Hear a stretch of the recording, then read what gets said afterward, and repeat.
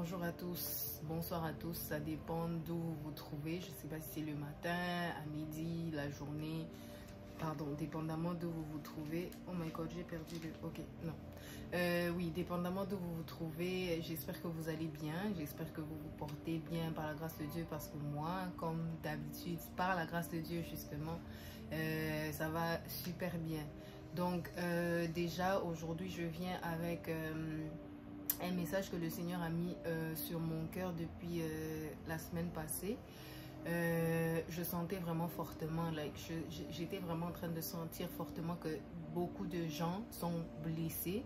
Il y a beaucoup de gens, en fait, à mon église, actuellement, on est en train de parler de la guérison.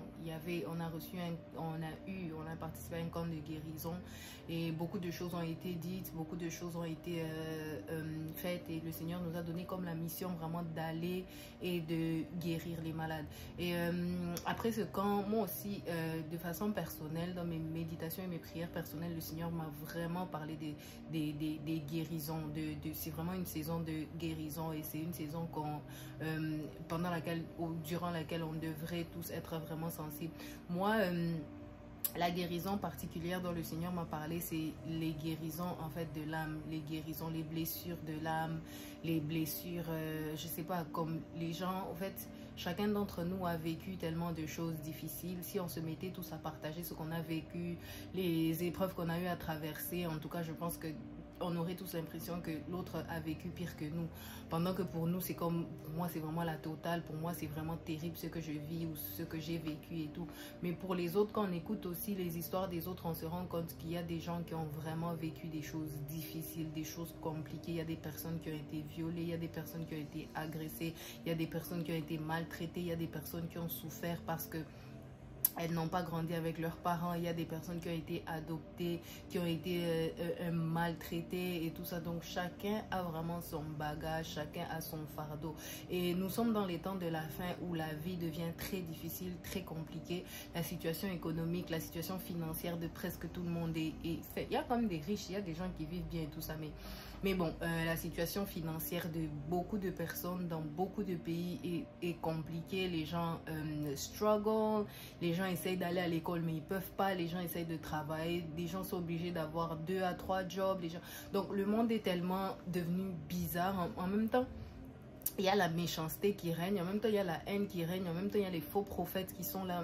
Il y a tellement de choses qui se passent dans le monde, et ça fait en fait que beaucoup de gens qui déjà avaient des blessures sont en train de vraiment, comment on dit, de couler, sont vraiment en train de sink, c'est le mot que j'avais, mais beaucoup de gens sont vraiment en train de couler, beaucoup de gens sont blessés, beaucoup de personnes ont des blessures qu'elles transportaient déjà, qui ne sont pas encore guéries mais qui sont en train de s'empirer. Donc c'est vraiment terrible quand on regarde tout ça, quand on pense à tout ça, c'est vraiment comme overwhelming. Je sais pas je connais pas le mot français pour overwhelming, mais c'est comme je sais pas, j'ai juste overwhelming, c'est trop en fait, c'est trop, ça étouffe en fait quand on pense à toutes ces choses ici.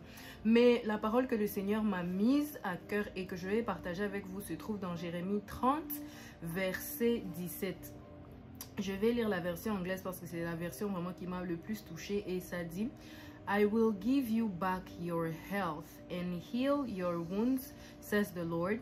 For you are called an outcast, Jerusalem, for whom no one cares. Donc, en gros, c'est ça. Le Seigneur dit, I will give you back your health. Ça veut dire, je vais te remettre ta santé, en fait. Donc, ça veut dire qu'avant, tu avais cette santé-là. Ça veut dire qu'avant, tu allais bien. Ça veut dire, le Seigneur dit, je vais te restaurer. Donc, ça veut dire qu'il y a quelque chose que tu avais, que tu as perdu. Donc, avant, tu n'étais pas blessé. Avant, tu n'étais pas trahi. Avant, tu n'étais pas maltraité et tout. Tu allais bien. Il y avait quelque chose que tu avais, la joie, la paix, la tranquillité, la prospérité. Ce sont des choses que tu avais, mais que tu as perdu. Et là, le Seigneur est en train de te parler, de me parler et de nous dire que c'est la saison de guérison. On a été blessé, on a été menti, on a été trahi, mais le Seigneur est en train de nous guérir. Le Seigneur est en train de... Il y a aussi une parole que j'ai reçue particulièrement, c'est dans Nombre, je crois, 23, 19, où la Bible dit... Dieu n'est pas un homme pour mentir, ni un fils de l'homme pour se repentir. Je vais trouver ça rapidement, mais si je ne trouve pas, en tout cas c'est ça. Je pense que c'est Nombre 23, verset 19. que je vais essayer de lire rapidement. Là, j'ai ma Bible en anglais, vraiment. C'est Nombre 23, 19, voilà. God is not a man, so he does not lie. He is not human, so he does not change his mind. Has he ever spoken and failed to act? Has he ever promised and not carried it through? Donc ça veut dire que Dieu n'est pas un homme en fait. Les hommes, c'est eux qui nous ont blessés, mais Dieu, lui, il est capable de restaurer nos cœurs que les hommes ont blessés, parce que lui, justement, il n'est pas un homme. Il est capable de remplir nos cœurs d'amour, d'un amour profond, d'un amour d'ailleurs même. Ça me ramène encore. Je vais lire Jean 3, 16.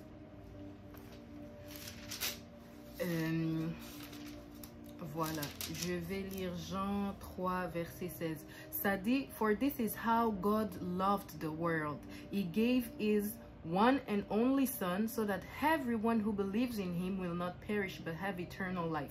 Donc ça veut dire que Dieu nous a tellement aimés. Son amour est juste, c'est juste crazy. C'est juste, je sais pas quel mot mettre là, mais son amour est tellement profond. Son amour n'est pas comme l'amour au fait que les hommes donnent, l'amour que les parents donnent, qui est limité par certaines choses, comme le pasteur Marcelo, je suivais sa prédication dernièrement, il disait les parents souvent ils aiment l'enfant là qui est plus intelligent, qui est plus sage et tout ça, ou même le monde en fait, les hommes juste ils sont limités dans leur façon d'aimer, mais le Seigneur lui il nous aime à tel point qu'il a donné son fils unique. Est-ce que vous pouvez vous imaginer vraiment la chose que vous avez, la chose la plus précieuse que vous avez au monde, vous la donnez en fait pour tout le monde, et vous ne la donnez même pas pour des personnes qui sont correctes avec vous, vous la donnez vraiment pour des personnes qui vous transgressent, je sais pas, qui font des transgressions, qui pêchent, qui sont pas parfaits, qui mentent, qui détruisent, qui volent et tout ça, mais vous arrivez quand même à donner votre fils unique, like your most precious possession, la chose la plus précieuse que vous avez, vous arrivez quand même à la donner. Donc en gros c'est ça, Dieu en cette saison, ce qu'il m'envoie vous dire, le message qu'il m'a donné, qu'il m'a mis à cœur, c'est vraiment qu'il est là, il est vraiment dans une saison de restauration, il est vraiment en train de guérir. Je voyais surtout en tout cas les cœurs brisés, brisés par les situations de la vie, brisés par les difficultés, brisés même par les gens en fait. Des fois les gens ils nous font des trucs et puis après, you know, ça brise, ça nous brise le cœur et tout ça, mais là le Seigneur vraiment me parlait fortement d'une saison de restauration. Donc, je vous laisse sur ce point, mais j'aimerais aussi que, après avoir écouté mon message, que vous alliez vraiment vers Dieu. Allez vers Dieu, donnez-lui votre cœur, priez pour votre cœur. Vous avez été blessé, vous avez été maltraité, vous avez été humilié. Je ne sais pas ce que vous avez vécu. Je ne connais pas les difficultés que vous avez traversées ou que même vous êtes en train de traverser. Peut-être que vous venez à peine d'être trahi. Comme là, moi, il y a un truc qui m'est arrivé il n'y a pas longtemps. Ça m'a vraiment fait mal. Mais je ne sais pas, il y a 2 jours, je pense, ou 3, j'étais à l'église, je dansais comme si de rien n'était. Donc là, ce genre de choses, en fait, c'est seulement le Seigneur qui est capable de les faire. Et moi, personnellement, je sens que le Seigneur a guéri mon cœur de beaucoup de choses en cette saison et je prie que ça soit le cas pour vous. Donc, allez juste vers Dieu, priez que le Seigneur restaure votre âme, que le Seigneur restaure votre cœur qui a été brisé.